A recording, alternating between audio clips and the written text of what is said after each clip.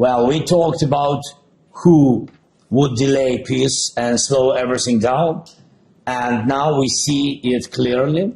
A ceasefire could have already happened, but Russia is doing everything to prevent it. Putin is lying to everyone about the situation on the ground, especially about what's happening in the Kursk region, where our Ukrainian forces continue their operations.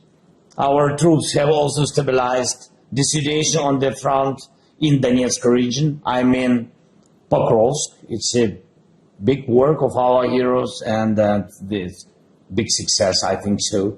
And Putin is also lying about how a ceasefire is supposedly too complicated. In reality, everything can be controlled, and we have discussed this with the Americans.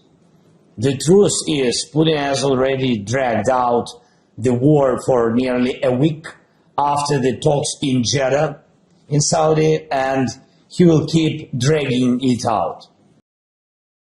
This is Russia's war, more than 3 years of full-scale fighting and destruction. To stop this, active pressure is needed, not just talks. Pressure on Russia, strong measures are needed to take even the first steps toward ending the war. This includes sanctions. Sanctions against Russia must not only be maintained, but continuously strengthened. And I ask you to take these steps and to work with your partners on this. Second, we must define a clear position on security guarantees. Security is the key to making peace reliable and lasting. We need to keep working on the contingents that will form the foundation of Europe's future armed forces. Peace will be more reliable with the European contingents on the ground and the American side as a backstop. There must be clear commitments on how this will function. The same goes for investments in defense production, both in Ukraine, where it's now growing the fastest, and in your countries. Europe needs its own arsenals and the capability to produce the most advanced weapons.